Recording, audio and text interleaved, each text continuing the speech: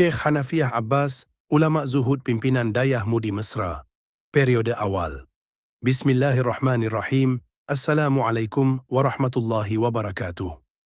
Tengku Syekh Hanafiah Abbas, yang dikenal luas sebagai Tengku Abi Samalanga, merupakan seorang ulama yang hidup pada periode yang sama dengan sejumlah tokoh agama berpengaruh, di antaranya Abu Ali Lampisang, Abu Krung Kale, Abu Menasah Kumbang, dan Abu Jod Kuta. Beliau berasal dari keluarga terpandang yang merupakan bagian dari silsilah ulama penyebar dakwah di Samalanga. Meskipun terdapat riwayat yang menyebutkan asal-usul keluarga Tengku Syekh Hanafiah Abbas berasal dari Arab, namun silsilah tersebut belum terdokumentasi secara detail, sehingga jalur silsilah hingga ke kakeknya belum dapat dipastikan. Peran Tengku Syekh Hanafiah Abbas sangat signifikan bagi perkembangan keilmuan agama di Samalanga. Hal ini terlihat dari banyaknya ulama generasi selanjutnya yang merupakan murid dan bahkan menantu beliau, termasuk Abu Abdul Aziz Samalanga. Abon Aziz Samalanga sendiri dikenal sebagai ulama yang berperan penting dalam pembinaan generasi ulama berikutnya. Di antaranya Abu Ibrahim Lamno, Abu Kasim TB, Abon Darussalamah, Abu Kutakrung, Abu Daud Lungangen, Abon Kota Fajar, Abu Panton, Abu Mudi Samalanga, dan sejumlah ulama karismatik lainnya yang berpengaruh di Aceh. Silsilah keilmuan Abon Samalanga tidak hanya bersumber dari Abuya Syekh Mudawali, melainkan juga dari gurunya sekaligus mertuanya, Syekh Hanafiah Abbas atau Tengku Abi.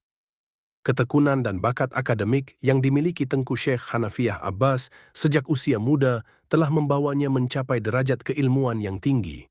Kealimannya tersebut membuatnya terpilih menjadi menantu Abu Idris Tanjungan, seorang ulama terkemuka dari Tanjungan, Samalanga, yang juga merupakan guru bagi banyak ulama Aceh. Berdasarkan riwayat yang disampaikan oleh Profesor Ali Hashmi, Abu Idris Tanjungan pernah menempuh studi di Mekkah selama 11 tahun. Beliau telah mendidik sejumlah murid yang kemudian menjadi ulama terkemuka. Di antaranya Tengku Syihabuddin Idris, Tengku Haji Hanafiah Abbas, Tengku Haji Abdul Hamid Idris, Tengku Abu Bakar Tejod Kuta, dan Tengku Muhammad Hasbi Ash-Siddiqi. Tengku Abu Bakar Tejod Kuta merupakan salah satu murid terakhir yang dididik oleh Abu Idris Tanjungan, sebelum beliau meninggal dunia pada akhir dekade 1920-an. Sebelum menempuh pendidikan tinggi di bawah bimbingan Abu Idris Tanjungan, Tengku Syekh Hanafiah Abbas telah menyelesaikan pendidikan dasar meliputi ibtidaiyah dan tsanawiyah di bawah asuhan Tengku Syik di Pasi. Pendidikan lanjutannya termasuk pendidikan aliyah dan studi mendalam keilmuan dijalani di Dayah Tanjungan Samalanga dengan bimbingan langsung dari Abu Idris Tanjungan selaku pimpinan Dayah. Keteladanan akhlak dan kepribadian Tengku Hanafiah Abbas menarik perhatian Abu Idris Tanjungan sehingga beliau dipersuntingkan dengan putrinya, Juwairiyah.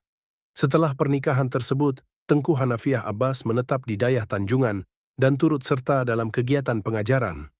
Suatu ketika, selama beliau menjelaskan isi kitab kepada para santri, terjadi sedikit perbedaan penafsiran.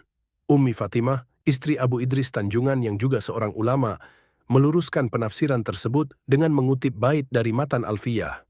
Peristiwa ini kemudian mendorong Tengku Hanafiah Abbas untuk menuntut ilmu ke Mekkah, sebagaimana tercatat dalam beberapa literatur yang sebagian besar bersumber dari tulisan Tengku Haji Muhammad Iqbal, salah seorang guru senior Dayah Mudi Mesra Samalanga.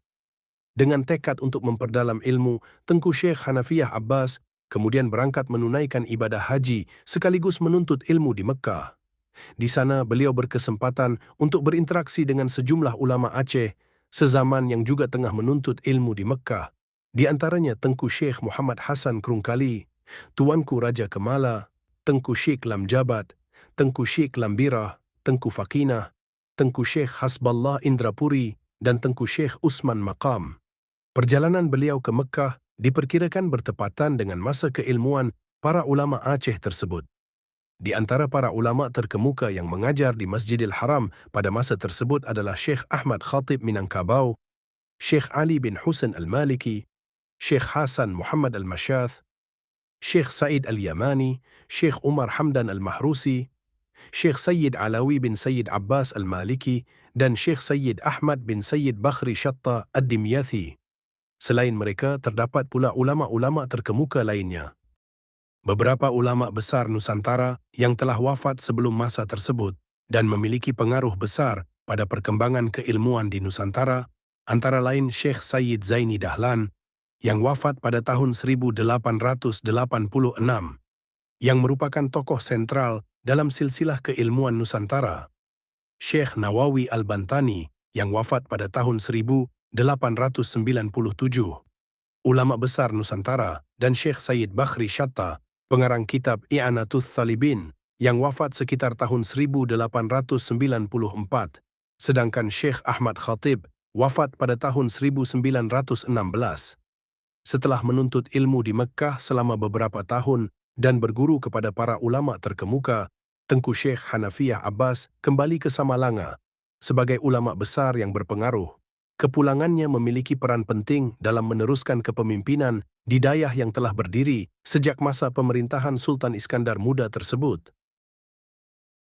Setelah wafatnya Tengku Syihabuddin, berdasarkan sejumlah referensi, kepemimpinan dayah Samalanga diteruskan oleh Tengku Syekh Hanafiyah Abbas.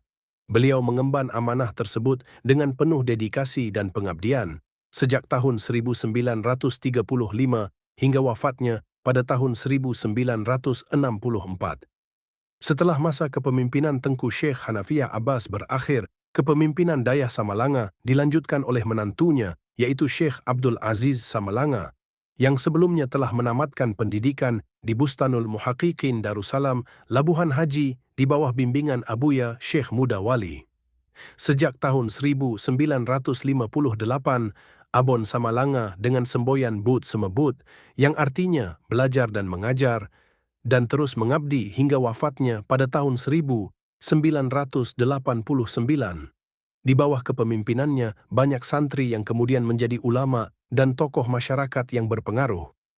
Setelah masa kepemimpinan Abon Samalanga, dayah Mudi Mesra kemudian dipimpin oleh ulama karismatik Aceh, Abu Mudi Samalanga.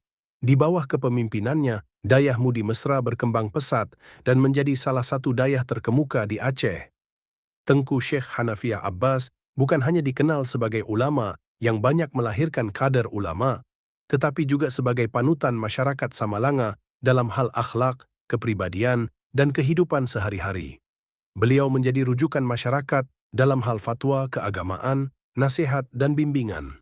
Kehidupannya mencerminkan sosok yang penuh keteladanan, ditandai dengan kasih sayang kepada para santri, penghormatan kepada ulama, dan kesederhanaan hidup. Setelah mengabdikan hidupnya dengan penuh dedikasi untuk kemajuan masyarakat Samalanga dan sekitarnya, almarhum ulama besar tersebut wafat pada tahun 1964 di usia sekitar 72 tahun. Inna lillahi wa inna ilaihi raji'un. Semoga Allah Subhanahu wa Ta'ala melimpahkan rahmat dan ampunannya kepada almarhum Tengku Syekh Hanafiyah Abbas, dan semoga segala amal baik, pengabdian, dan dedikasi beliau kepada masyarakat Aceh menjadi jalan menuju surganya Allah Subhanahu wa Ta'ala. Amin ya rabbal alamin. Wallahu alam bis-sawab. Rahimahumullah rahmatan wasi'atan. Wallahul muwaffiq ila aqwamit thariq. Wassalamu alaikum warahmatullahi wabarakatuh.